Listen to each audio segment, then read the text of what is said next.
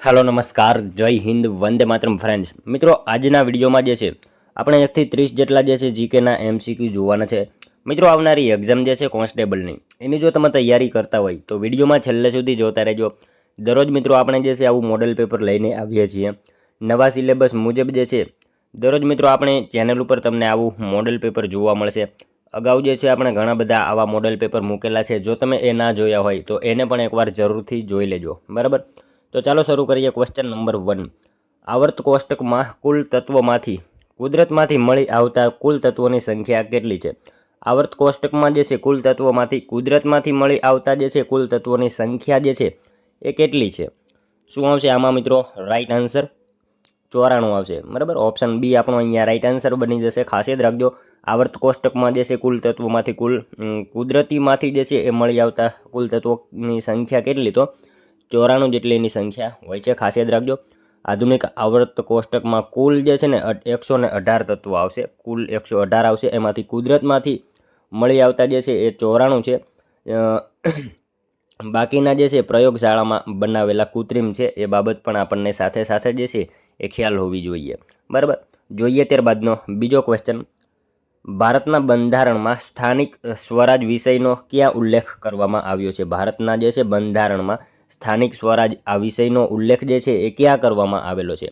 શું આવશે આમાં મિત્રો? રાઈટ આન્સર રાજ્ય યાદીમાં જે છે એ કરવામાં આવેલો છે। ખાસ યાદ રાખજો, ઓપ્શન એ આપણો અહીંયા રાઈટ આન્સર બનશે। ભારતના જે છે બંધારણમાં સ્થાનિક સ્વરાજ આ વિષયનો જે છે એ ક્યાં? તો રાજ્ય યાદીમાં જે છે એનો ઉલ્લેખ જે છે એ કરવામાં આવેલો છે। ખાસ યાદ રાખજો, 7મી અનુસૂચિ મુજબ સ્થાનિક સ્વરાજ એ રાજ્ય સરકારનો વિષય છે, બરાબર। ખાસ યાદ રાખજો। ત્યારબાદનો ક્વેશ્ચન જોઈએ ત્રીજો।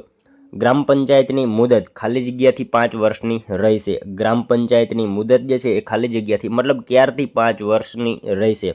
शुं आवशे मित्रों अहींया?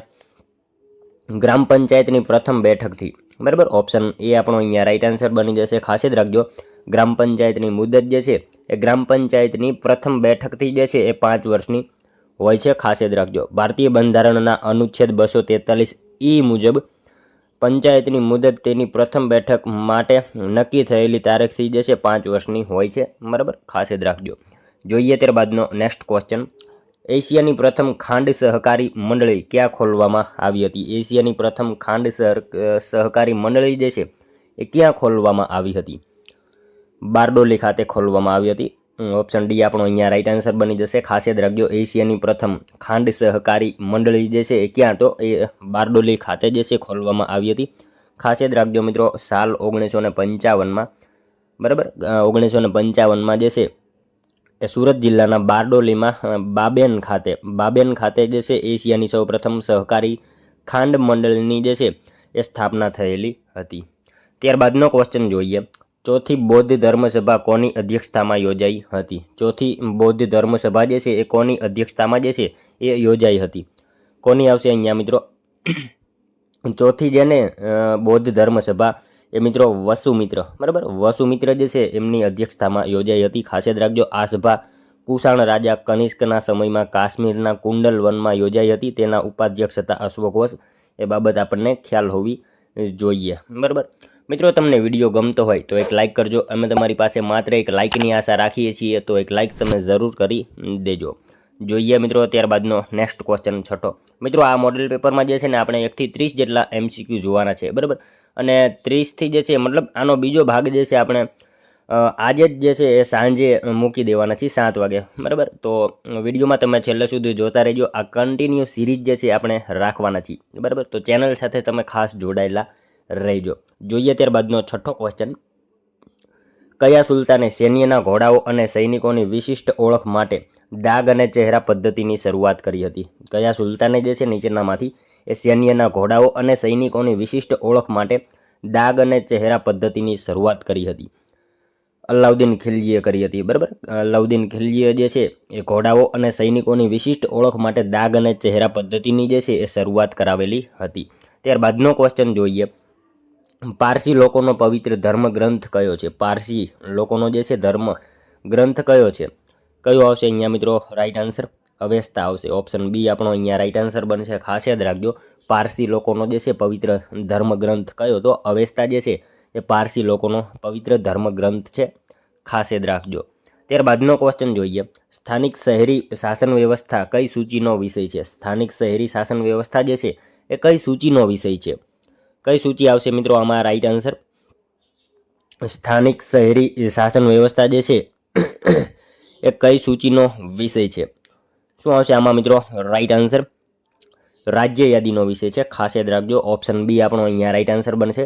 સ્થાનિક શહેરી શાસન વ્યવસ્થા કઈ? તો રાજ્ય યાદી જે છે એ સૂચિનો વિષય છે, ખાસ યાદ રાખજો. ભારતીય બંધારણના 7મા પરિશિષ્ટમાં જે છે 3 યાદીઓ છે, પંચાયતી રાજ અને સ્થાનિક સ્વરાજ્યની સંસ્થાઓ એ જે છે ને એ રાજ્ય યાદીનો વિષય છે, ખાસ યાદ રાખજો.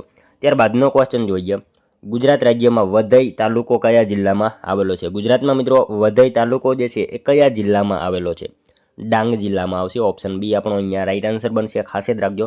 વઘઈ તાલુકો જે છે એ કયા જિલ્લામાં? તો ડાંગ જિલ્લામાં જે છે એ આવેલો છે. ડાંગ જિલ્લામાં આહવા, સુબીર અને વઘઈ એમ 3 તાલુકા છે. વઘઈમાં પ્રસિદ્ધ બોટનિકલ ગાર્ડન આવેલો છે, એ બાબત પણ આપણને સાથે સાથે ખ્યાલ હોવી જોઈએ. ત્યારબાદનો ક્વેશ્ચન જોઈએ, મસાલા સંશોધન કેન્દ્ર ક્યાં આવેલું છે? મિત્રો મસાલા સંશોધન કેન્દ્ર એ ક્યાં આવેલું છે?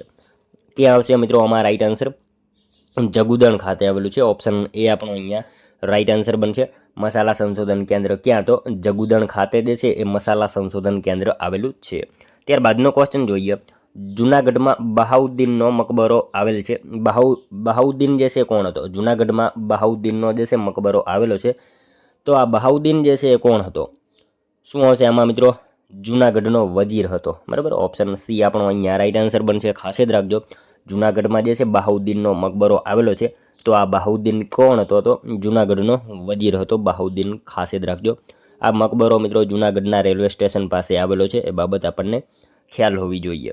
ત્યારબાદનો ક્વેશ્ચન જોઈએ, ભારતમાં સતી પ્રથા પ્રતિબંધક કાનૂન ક્યારે અમલી બન્યો હતો? ભારતમાં મિત્રો સતી પ્રથા પ્રતિબંધક કાનૂન જે છે એ ક્યારે અમલી બન્યો હતો? શું આવશે આમાં મિત્રો રાઈટ આન્સર?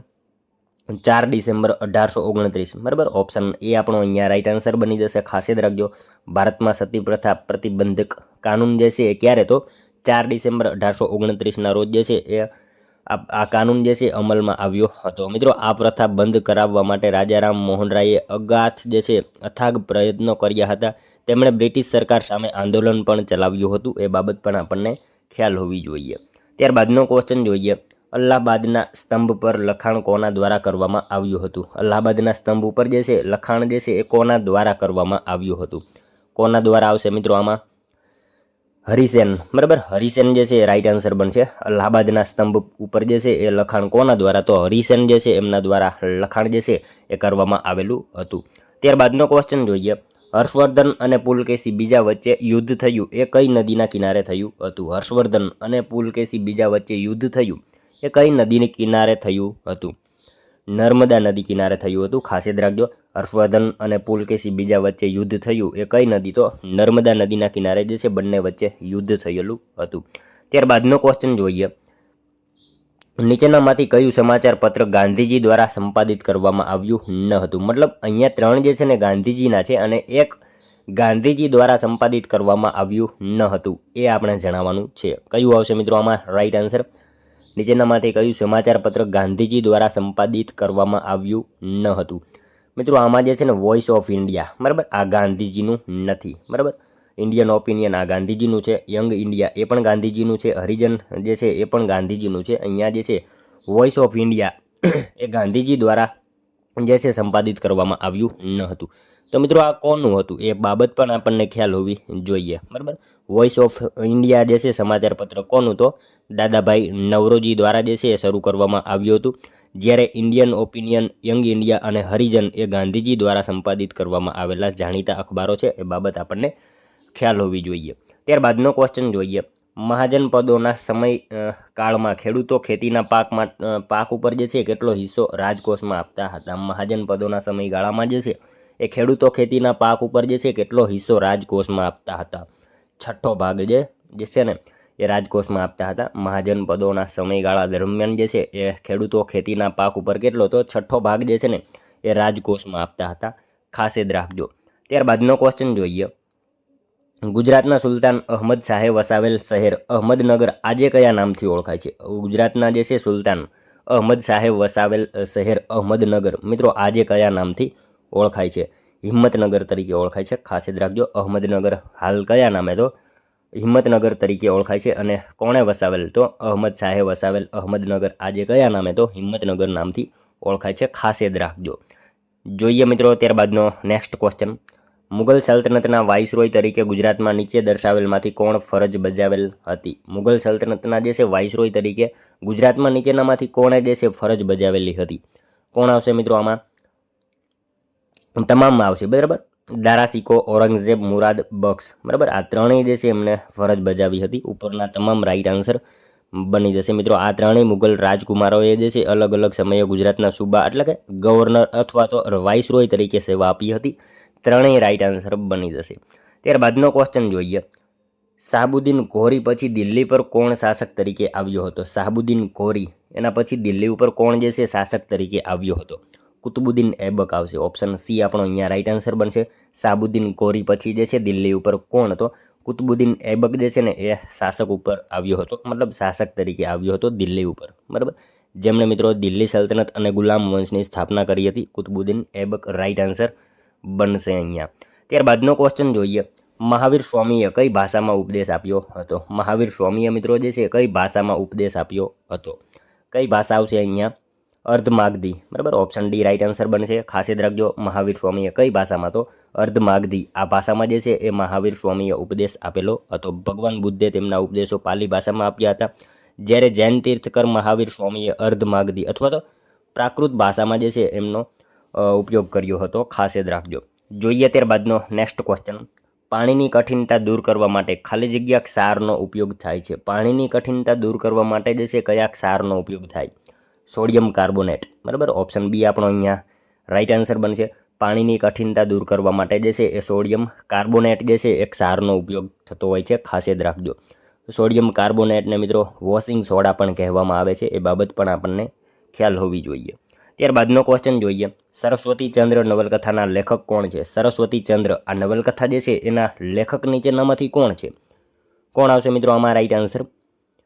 ગોવર્ધન રામ ત્રિપાઠી, બરાબર. ઓપ્શન ડી રાઈટ આન્સર બની જશે. સરસ્વતી ચંદ્ર આ નવલકથાના લેખક કોણ? તો ગોવર્ધન રામ ત્રિપાઠી જે છે આ નવલકથાના લેખક છે. આ ગુજરાતી સાહિત્યની પ્રથમ મહાપદ ગણાતી નવલકથા છે, જે 4 ભાગમાં વહેંચાયેલી છે. એ બાબત આપણને ખ્યાલ હોવી જોઈએ. સરસ્વતી ચંદ્ર જે છે એ કેટલા ભાગમાં? તો 4 ભાગમાં જે છે એ વહેંચાયેલી જોવા મળે છે. ત્યારબાદનો ક્વેશ્ચન જોઈએ. રામુ અને મગન કઈ એકાંકીના પાત્રો છે? રામુ અને મગન જે છે એ કઈ એકાંકીના પાત્રો છે? શું આવશે આમાં મિત્રો? ડીમ લાઇટ આવશે, બરાબર. ઓપ્શન બી રાઈટ આન્સર બનશે. રામુ અને મગન જે છે એ કઈ? તો ડીમ લાઇટ જે છે એના પાત્રો છે. ખાસ યાદ રાખજો. ડીમ લાઇટ એકાંકીના લેખકની વાત કરીએ તો કોણ આવશે એના લેખક? રઘુવીર ચૌધરી, બરાબર. ડીમ લાઇટ જે છે એકાંકીના લેખક કોણ? તો રઘુવીર ચૌધરી. એ બાબત પણ આપણને સાથે સાથે ખ્યાલ હોવી જોઈએ. જોઈએ મિત્રો ત્યારબાદનો નેક્સ્ટ ક્વેશ્ચન. નવી અખિલ ભારતીય સેવાના ઠરાવની શરૂઆત સંસદના કયા ગૃહમાંથી કરી શકાય છે? નવી અખિલ ભારતીય સેવાના ઠરાવની શરૂઆત જે છે એ સંસદના કયા ગૃહમાંથી કરી શકાય? કયા ગૃહમાંથી આવશે મિત્રો આમાં રાઈટ આન્સર? રાજ્યસભામાંથી કરી શકાય. ખાસ યાદ રાખજો. નવી અખિલ ભારતીય સેવાના ઠરાવની શરૂઆત જે છે એ સંસદના કયા ગૃહમાંથી? તો રાજ્યસભા જે છે એ ગૃહમાંથી કરી શકાય છે. ખાસ યાદ રાખજો, બરાબર. અનુચ્છેદ 312 હેઠળ નવી ઓલ ઇન્ડિયા સર્વિસ જેમ કે એએસઆઈ પીએસઆઈ ઊભી કરવાની સત્તા માત્ર સંસદ પાસે, મતલબ રાજ્યસભા પાસે હોય છે. સંસદના ગૃહ રાજ્યસભા પાસે હોય છે. ત્યારબાદનો ક્વેશ્ચન જોઈએ. કઈ ફૂગમાંથી સાઇટ્રિક એસિડનું ઉત્પાદન કરવામાં આવે છે? કઈ ફૂગમાંથી જે છે એ સાઇટ્રિક એસિડનું ઉત્પાદન જે છે એ કરવામાં આવે છે? કયા આવશે મિત્રો આમાં રાઈટ આન્સર? એસ્પરજીલસ, બરાબર. ઓપ્શન સી આપણો અહીંયા રાઈટ આન્સર બની જશે. એસ્પરજીલસ જે છે એ ફૂગમાંથી સાઇટ્રિક એસિડનું ઉત્પાદન કરવામાં આવે છે. ખાસ યાદ રાખજો. ત્યારબાદનો ક્વેશ્ચન જોઈએ. લીટી ચોખા. લીટી ચોખા જે છે મિત્રો કયા રાજ્યની ખાસ વાનગી છે? લીટી ચોખા જે છે એ કયા રાજ્યની ખાસ પ્રકારની વાનગી છે?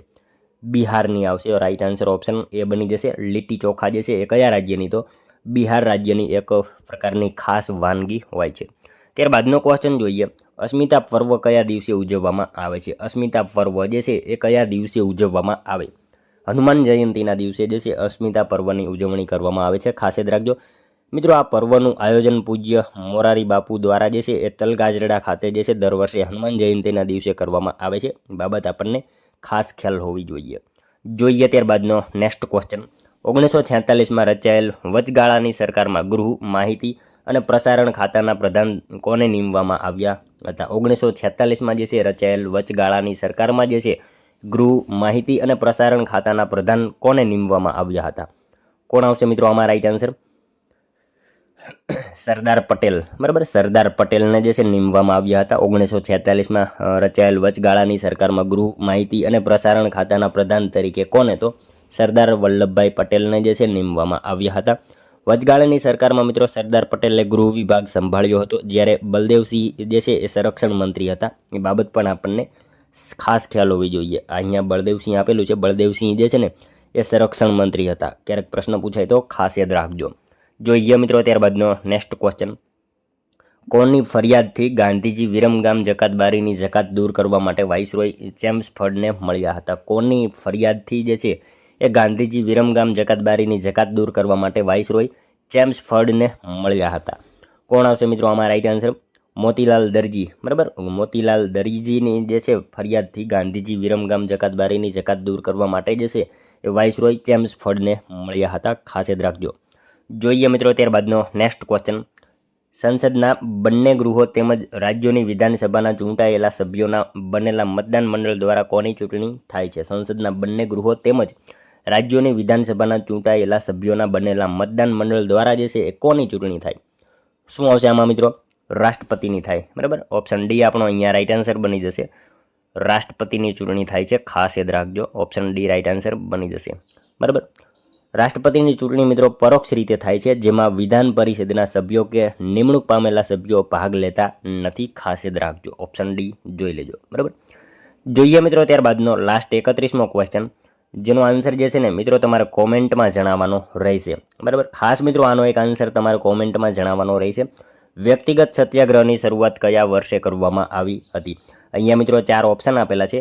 એમાંથી વ્યક્તિગત સત્યાગ્રહની શરૂઆત જે છે એ કયા વર્ષે કરવામાં આવી હતી? મિત્રો આ સાવ ઇઝી ક્વેશ્ચન છે. આનો એક આન્સર જે છે ને મિત્રો તમારે કોમેન્ટમાં જણાવવાનો રહેશે. મિત્રો આમાં તમને હિન્ટ આપી દઉં. જો વ્યક્તિગત સત્યાગ્રહની શરૂઆત જે છે ને એ વર્ધા નજીક પાવનાર આશ્રમથી વિનોબા ભાવેએ પ્રથમ સત્યાગ્રહી તરીકે શરૂઆત કરી હતી, બરાબર. વિનોબા ભાવે આ સત્યાગ્રહની શરૂઆત કરાવનાર હતા વિનોબા ભાવે.